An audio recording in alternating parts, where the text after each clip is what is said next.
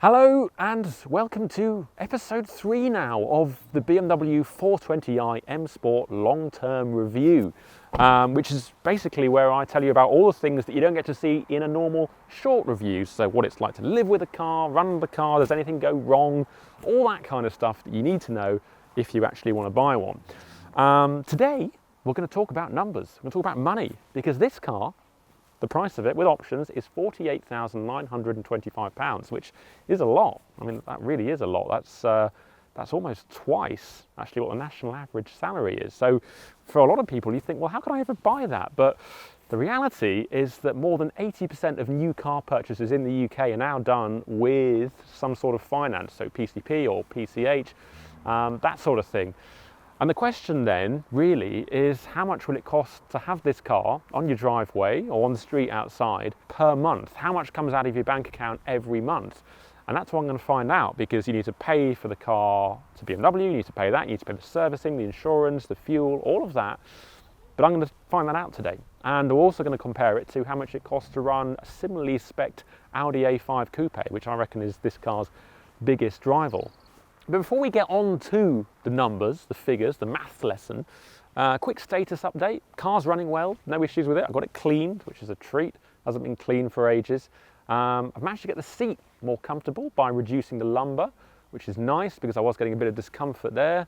And also, one thing that is actually annoying me, I don't know if anyone else has found this, but when you click on the adaptive cruise control and turn that on, it still gives you a warning message about it not quite working as planned. So yeah, if you've found that, then let me know. But otherwise, without further ado, please subscribe to the Parker's channel, turn your notifications on, and yeah, let's do some maths. Lovely. So, maths lesson coming up. If you don't like numbers, then I'm sorry, I'll try and make this as easy as possible, but this is basically going to explain how much it really costs to run this car and how much comes out of your pocket every month. And actually, when I say this car, this is a 420i M Sport, but with a lot of options on it. And we're going to do this test, this calculation, without options, because that makes things a lot simpler. So it's 420i M Sport with no options at all, and the cash price for that is £40,465. If we were to use BMW's Select PCP finance program to pay for this car, then we have, say, a deposit of £4,000. We do 10,000 miles a year, that's the agreed mileage. It's 36-month terms, so over 3 years. And the interest rate from BMW is 2.9% APR. Now, because BMW are nice, they'll also give you £1,973 to buy the car. That'll be a deposit contribution, which is basically free money, and it's to incentivize you to buy it or use the finance, obviously. And actually, sometimes if you have a really low interest rate and the deposit contribution is high enough, you can actually end up paying less for a car on finance than you would if you bought it in cash, but not in this case, because the interest is a bit higher and the deposit contribution actually isn't that high. But anyway, with all those figures that I've just mentioned, this car works out at £539 a month with an optional final payment of £17,865. So the total sum due is £42,721, which is £2,256 more than if you'd paid cash. But obviously, paying for the car, giving BMW money for it, is only part of the story when it comes to running a car on the road. So you need to think about things like insurance. And for that purpose, I am using my alter ego to get quotes. I'm Ken Dennis, I'm 40 years old, I live in Peterborough, in a nice house, park my car on the street, got a clean license, 10 years, no claims, and I use it for social, domestic, pleasure and commuting.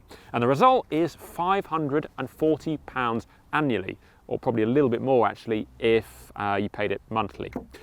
Fuel, you need to put that in the car, obviously. I've taken the 39 mile per gallon real world average that I'm getting from this car and calculated that over 10,000 miles using the average price for petrol in this country, and that comes to £1,462 a year. So divide that by 12, obviously, for your monthly cost.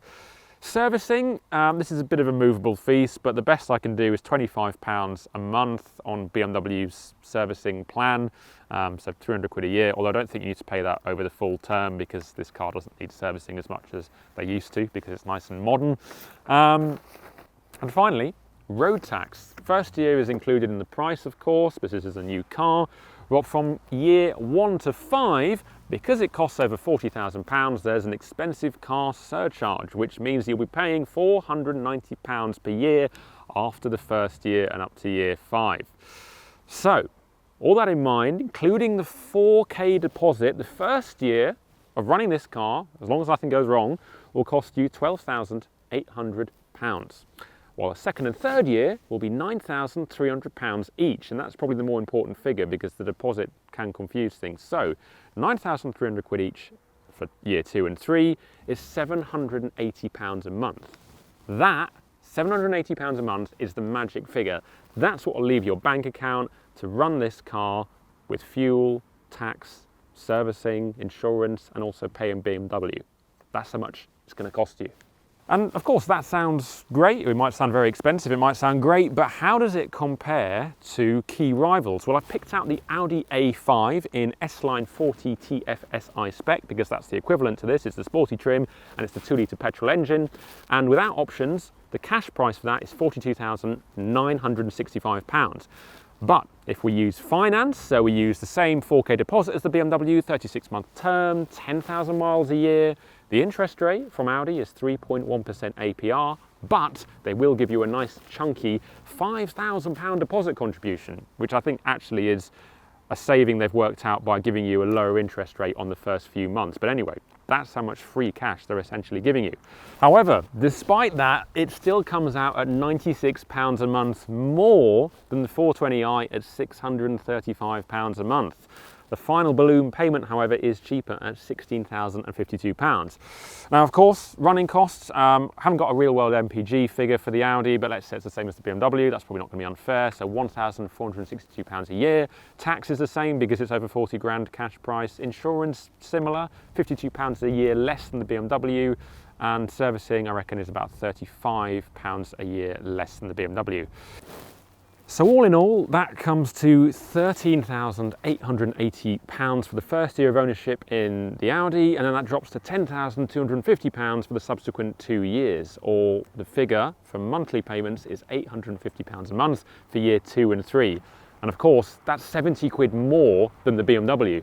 For the final totals, that's £31,400 for the BMW and £34,400 for the Audi, if you hand them back after 3 years, which of course you can do with PCP car finance. If you complete the purchase, however, the gap narrows to £49,300 for the BMW and £50,400 for the Audi. So think of it like this. If you really want the Audi and you're going to buy it outright, there's only 1,100 quid in it over 3 years. However, if you're going to hand them back, there's about £3,000 in it. So really think carefully about that. Takeaway for the BMW, of course, is that, well, it's competitive. There's no reason that you shouldn't buy this if you like it, and you're not going to get ripped off because that's pretty much the going rate. It actually comes in at less than the Audi for cash and for the monthly price. So yeah, it's good news there if you want a 4 Series. So there you go. That's how much it'll cost to run and pay for a 420i over 3 years. And the good news is it works out pretty well, especially compared with its biggest rival, the Audi A5 Coupe. Now, for our next long-term video, I'm going to get into the car and rate every single one of the option packs that you can get with the 4 Series, so you'll know whether they're worth getting, what exactly you get for them, and what the equipment brings to your ownership driving experience. So don't forget to tune in for that, and also subscribe to the channel, turn your notifications on, and we'll see you next time.